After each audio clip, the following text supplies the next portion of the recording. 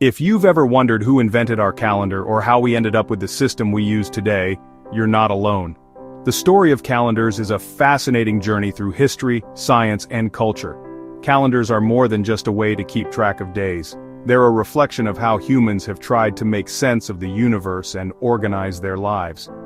And if you've ever heard that some places use 13 months instead of 12, you might be surprised to learn that this isn't just a quirky tradition, it's a system with deep roots and real meaning for millions of people.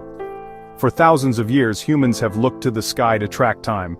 The rising and setting of the sun, the phases of the moon, and the movement of stars have all been used to mark the passage of days, months, and years. Early societies noticed patterns in the heavens and built their first calendars to help with farming, religious rituals, and even predicting the seasons. Ancient Egyptians were among the first to create a solar calendar with 365 days. Their calendar was a huge leap forward, helping them plan the flooding of the Nile and organize their society. But there was a catch. They didn't include leap years, so over centuries their calendar slowly drifted out of sync with the actual seasons. Imagine celebrating New Year's in the middle of summer.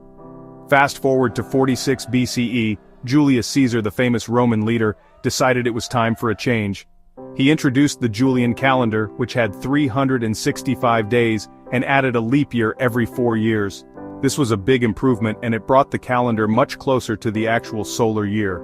The Julian calendar spread across the Roman Empire and became the standard for centuries. But even the Julian calendar wasn't perfect. It was still a little off, by about 11 minutes each year. That might not sound like much, but over hundreds of years, those minutes added up. By the 1500s, the calendar had drifted by 10 whole days. This caused all sorts of confusion, especially for people trying to celebrate religious holidays at the right time. Imagine your birthday slowly moving away from the actual season you were born in. That's when Pope Gregory XIV stepped in. In 1582, he introduced the Gregorian calendar, the one most of the world uses today. The Gregorian calendar fixed the drift by tweaking the leap year rules, making our calendar much more accurate. It took a while for everyone to switch, but eventually, most countries adopted it. But get this, not everywhere switched. Some countries and cultures held onto their traditional calendars for centuries, and a few still do. The world is full of different ways to measure time, and not everyone agrees on what year it is. Ethiopia is a great example. Their calendar has 13 months, 12 months of exactly 30 days each, plus a tiny extra month called Pagum, which has 5 or 6 days depending on the year. This system is unique, and it shapes everything from holidays to school schedules in Ethiopia.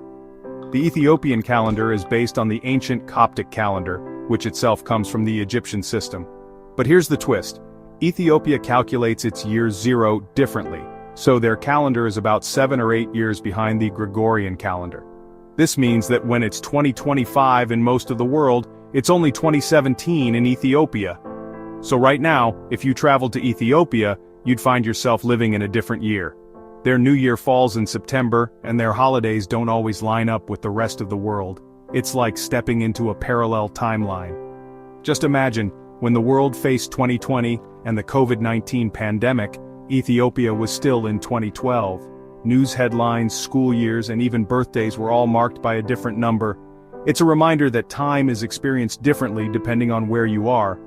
So next time you check the date on your phone or flip a page on your calendar, remember, time itself might be universal, but the way we count it is a human invention, shaped by history, culture, and the stars above us. The story of calendars is a story of how we try to bring order to the chaos of time, and it's still being written today.